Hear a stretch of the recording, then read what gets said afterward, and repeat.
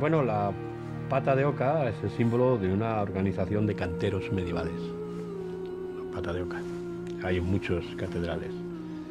Los patucos llevaban la pata de oca puestas en la espalda, en rojo. La oca para los antiguos celtas es un animal guía, un animal sagrado. Y hay muchos lugares del camino que se habla de los patas de oca. Los jares entonces. Jar era el antiguo idioma, las ocas. Castro Jeriz, Castro de Jares. Manjarín, hombres de oca. El Ganso, montes de oca.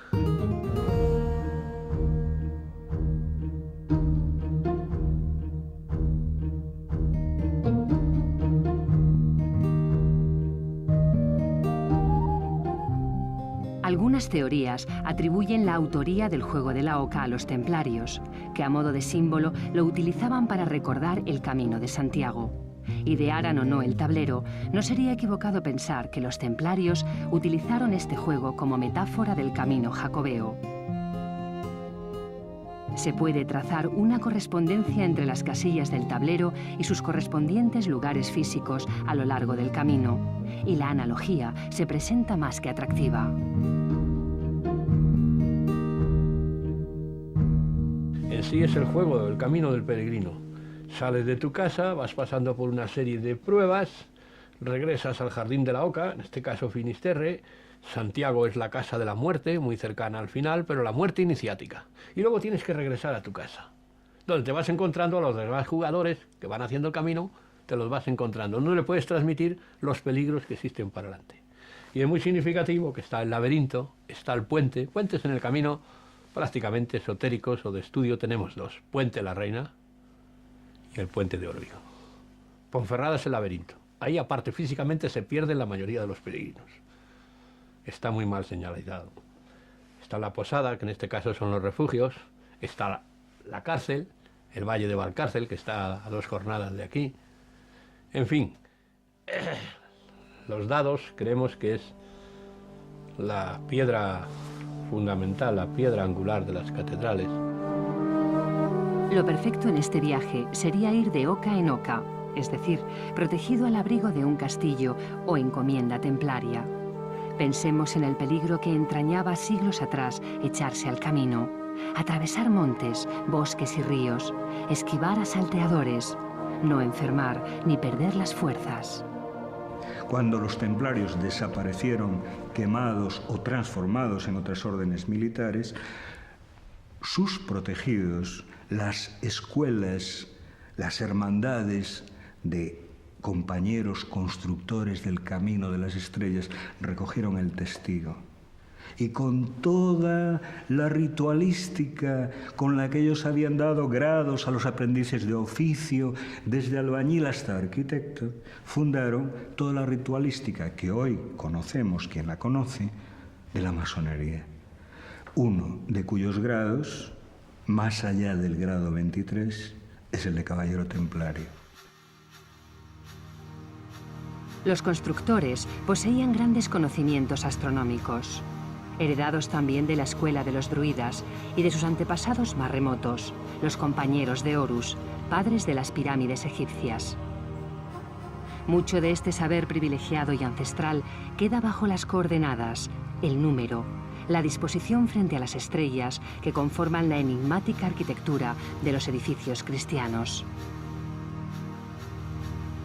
o bajo las marcas compañeriles de los muros de los edificios religiosos, o de las tumbas, marcas que nos dejan solo intuir un lenguaje secreto reservado a los iniciados de esta especie de secta gremial.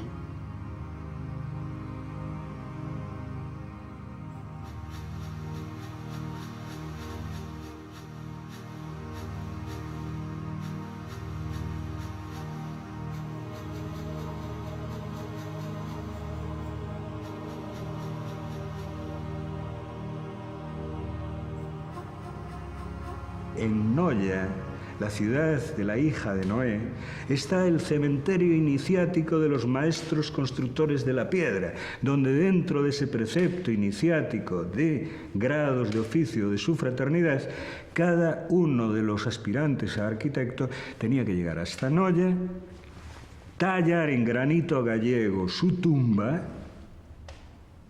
pasar una noche metido dentro de aquel sarcófago, que era una experiencia de muerte muy típica del final del Camino de Santiago, meditar aquella noche dentro del sarcófago y al día siguiente salir de allí, grabar su nombre y seguir hasta el final, hasta el mar, hasta la entrada en el agua, el dejar que pasen 12 olas sobre ti como los 12 meses de la gestación, dejar que la madre diosa de la vida y de las aguas te geste y te para de nuevo para tú volver a la playa como un niño, como un recién nacido, como un hombre nuevo, que es el signo de la renovación del camino.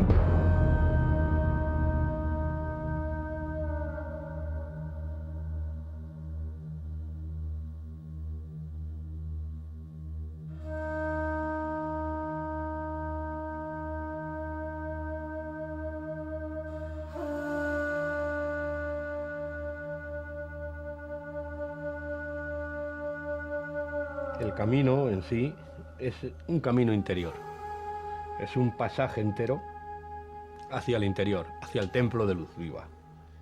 Imbuidos en el mundo materialista de las ciudades, no nos encontramos con nosotros mismos. Y en este camino hay muchos espacios a lo largo del día, donde la soledad, el ambiente, la propia energía del camino hace que ese movimiento hacia el interior se efectúe más fácilmente. Para entrar en Galicia hay dos caminos. Hay un camino del esfuerzo, del sacrificio, de la ascesis, que es el camino del cristianismo y que pasa por Piedrafita, sube los montes para entrar en Galicia. Y hay un camino previo que llega al mismo sitio, llega a Finisterre también, como llegó Decio Bruto al frente de las legiones romanas. Y ese camino es el camino del placer, de la inteligencia, que es el camino que entra bordeando el Sil, que es donde estaba el oro.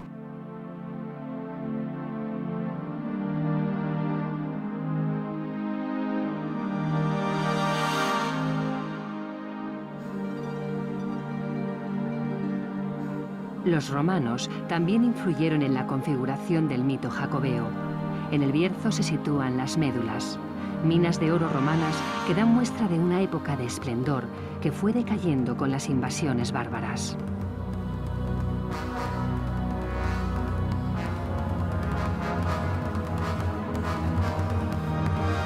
Los romanos eran un pueblo conquistador.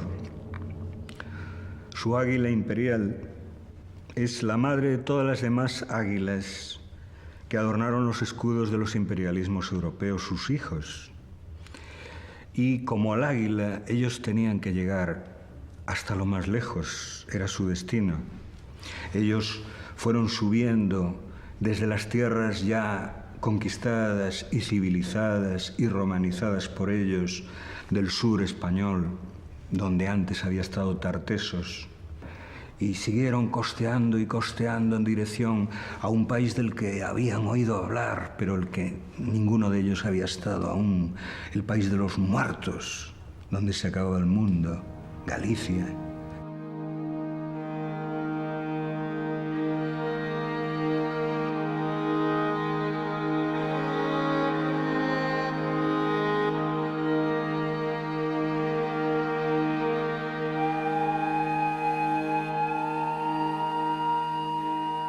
Los celtas, en su masiva emigración hacia el oeste, hacia el siglo IV a.C., también siguieron al sol hacia el umbral del más allá, al límite de la tierra conocida, donde solo podían existir seres divinos o monstruos nunca vistos.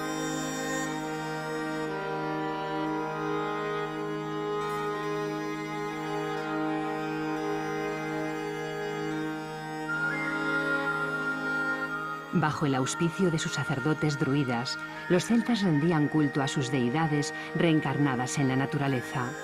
Para celebrar sus rituales, elegían los lugares altos o con adecuadas energías telúricas donde se sintieran cerca de las estrellas y del cielo.